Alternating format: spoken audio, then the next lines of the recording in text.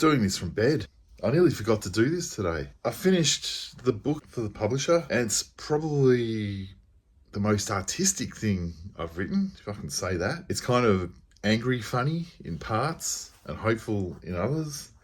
I read all the way through it, and it's one of the darker things I've written. Part of me goes between thinking, oh, I just want to release it now. I want to share it now. But it's coming out in May next year. Another part of me is kind of tired of being angry funny about art and jobs and getting through the day.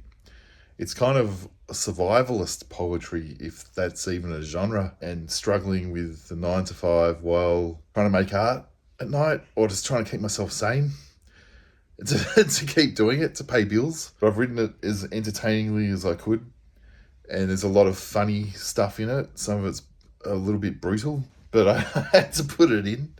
But also writing it intensely for 9-10 months, I felt like You're Going to Be Okay, the book that's out, was the runway to catch this in midair.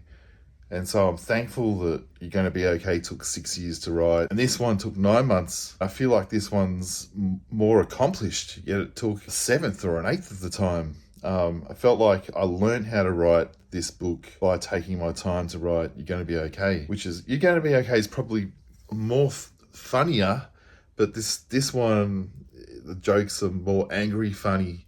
And I was laughing while writing it. That's the main test. If I'm laughing while writing, it's like, it goes in. I test stuff on social media. My sort of thought is about a third of the stuff I want to have at least worked for an audience on social media, in the way comedians test their material out in front of a crowd. They'll workshop it and they'll test it out in small crowds before they make a special. Yeah, I feel like a third of me is a comedian in terms of writing. And so part of me does test the book out just to see if parts of those things are working.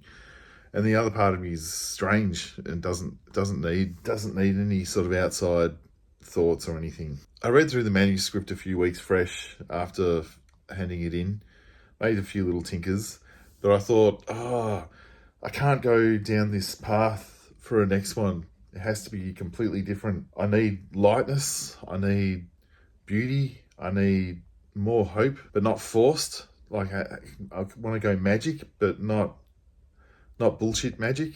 There's like day job, night magic. There's the back half, which is going to be about nighttime and finding magic in the night.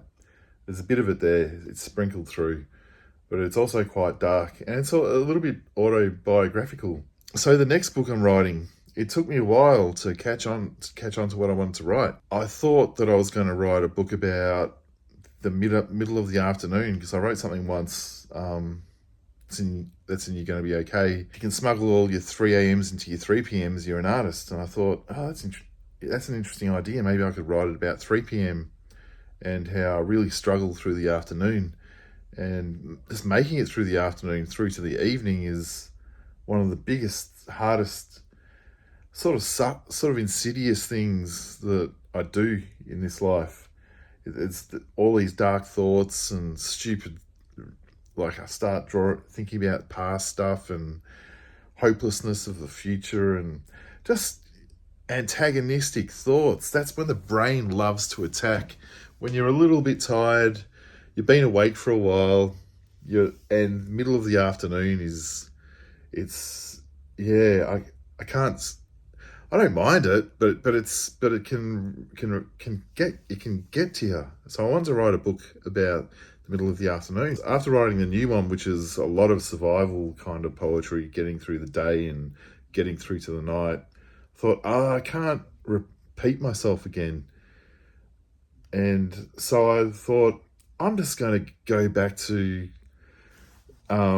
writing kind of love notes, little love things. While it's not directed at anything or anyone, it's just more of a sort of a like turning on the fire hydrant of love and seeing what happens, and stupidness and silliness and lightness, and also including my illustrations. I used to be a cartoonist 20 years ago.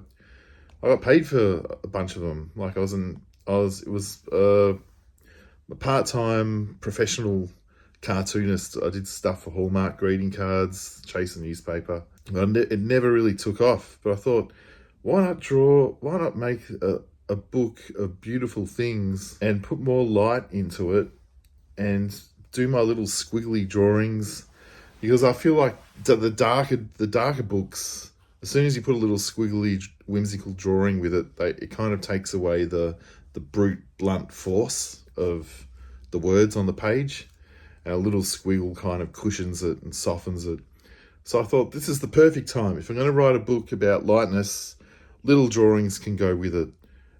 And so that's what I'm doing. It's a weird, it's kind of a fun exercise and a weird one, because it's maintaining that register of lightness for a whole book, which I've never done.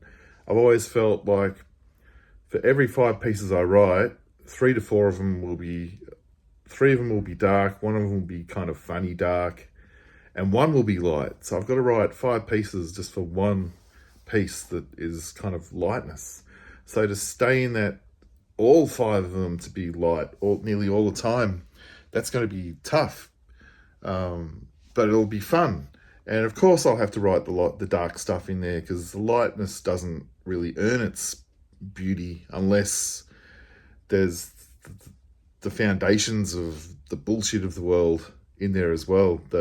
So I'm basically writing all the bullshit and the lightness, but just collecting the lightness that grows off the top of the dark shit and putting that in the book, which is the hard thing to do. I feel like Darby Love was written like that as well. Mum was really dark 95% of the time, but I just wrote the 5% of the time that she wasn't.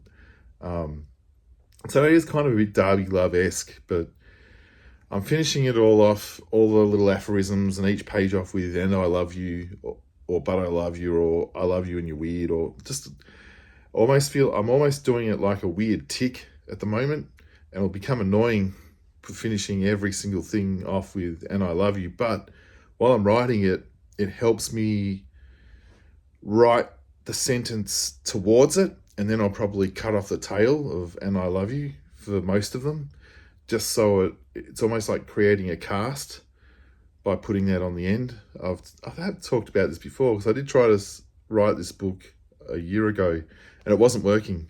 I felt like I was forcing it. But yeah, in the last 4 days since I've been writing it, it's just poured out. And I feel like that's because of the darkness of writing Day Job Night Magic. There was quite a bit of darkness in that it was like I was busting to write something just beautiful and light. I was busting for it, so it just came out. It's like something inside me said, "Oh, thank you, Darby. Finally, this is what I need. Starving for this."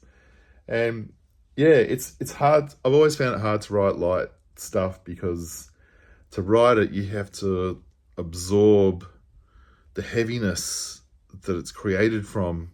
So then it reads like a piece of air on the page that can take the light, can take the weight of the world away for a reader, just for a second. And I don't think I've achieved it with the pieces I've written so far, with all of them, but at some of them I go, yeah, that's going to be your final piece. But yeah, that's the news. That's the fun. I'm writing this into this fun world, and I'm tired of cynicism. I'm tired of sort of pulling apart how the world works, and I feel like this will be interesting. So it means after Darby Love, You're Going to Be Okay, the new one that's coming out next year, which is about jobs and making art at night, and then this one, none of them are really a sequel to the next, but they all share the same DNA. The one coming out next year might be the darker version of You're Going to Be Okay.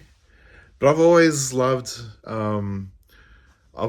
felt when I read dark stuff by someone, it takes my darkness away somehow. I thought, it's allowed to be dark. It doesn't have to offer an out. It can just be dark, unapologetically. Just parts of it, just like, this is this is bullshit, and just sit there in its stupidness. And that's helped me when I've read other writers who have written purely about darkness, and it's like, oh, thank God, they've suffered it too, and they didn't find a way out either. Oh, that's good. And that's my way out, by reading that stuff. Anyway, if you like to leave a comment on YouTube, or a star rating on Spotify or Apple or wherever you're listening to this or watching it, I love it.